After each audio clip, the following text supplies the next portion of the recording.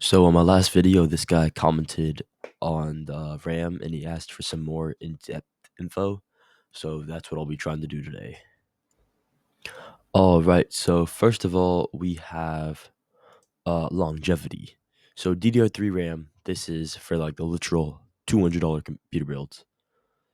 2007. This was released a while ago, or maybe 2005. I'm not sure, but DDR4 lasted. So 2014. That is 7 years. Yeah, 7 years. So that's a lot of longevity.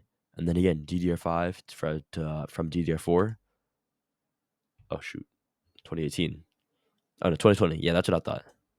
But that's another 6 years. So there's about at least 6 years of longevity between RAM modules. So you'll be getting about 6 years of longevity. So that's pretty worth it, I'd say. All right. So it turns out it's 2025. I forgot about that. So technically, there will only be about a year until the release of 2020 DDR6 RAM, but it's about like the range where you should be buying ddr5 since it's all cheap and all compared to the past generations. And then this guy also commented about like 3 extra FPS in the Sims. Well, it's about 3 FPS. Technically, it's 4 FPS, but it changes different in different games. So there's 21 FPS, but then the next one, it's less, surprisingly. And then here, there's more, by like 2 FPS. Here, it's like 20 FPS, 2 FPS, 8 FPS. So FPS is about the same in most games, but it does get better. Or it's mostly better by a little bit, but in some games it's a lot better. And credit to testing games for the videos. All right. So next up, he talked about more expensive CPUs and motherboards. So I'm comparing AM4 and an Intel processor first. I also have an AMD 5000, 8000 series up though too. So this one's $134. It's a pretty good processor. I'm pretty sure it's faster, or if not, about the same. This one's 120, but 135 at most places are more. So it's about the same price. But the motherboards, though, if you go AM5 with Intel, it's pretty expensive. It's like $100 minimum. This is the cheapest one. And here's the cheapest one for AM4. It's about $60. So that is pretty good if you're going for the budget builds. Now, you will have upgradability if you go with the more expensive motherboard. You probably want to go a bit more, probably like probably like $120 motherboard. I just picked this one because it was the cheapest one. But then if we go AMD, AM5 for the RAM and all, this one is actually 150, which is a lot more. But the motherboard price does come down to $70. So it's about equal actually, considering the price difference for the motherboard and the Intel. So you will get upgradability and future proofing and all. So I think it's worth it for $20 more or so. So then I remember another question about the cast latency. So this stuff right here.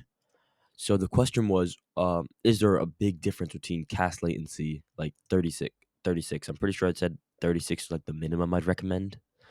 So cast latency is like the time or the amount of processes it takes for the RAM to send like a message or be sent a message from like the CPU or something like that to finish the process. So 36 and 38, there isn't much of a difference actually. Probably probably like 2% or something like that.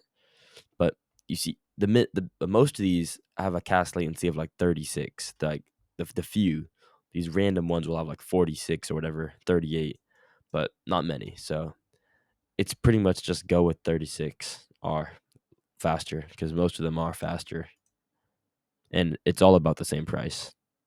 Like if we go low to high here, this one has 36. This one's 36, and it's got RGB.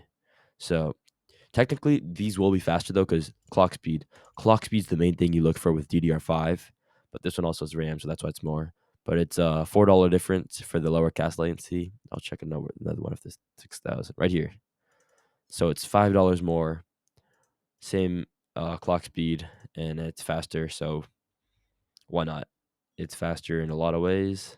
Probably 2%, $5. It's worth it.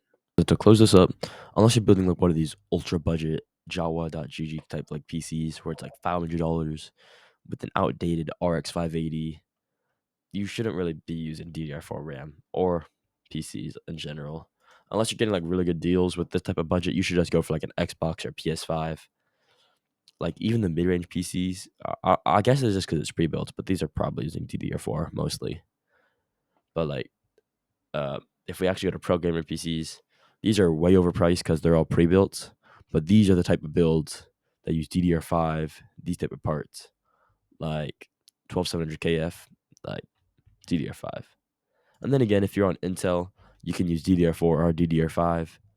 Uh, and so yeah, these type of RAM sticks, which are $40, $50, these are the type of stuff you'd be using for those ultra budget $400, $500 builds, which, as I said, are just not worth it.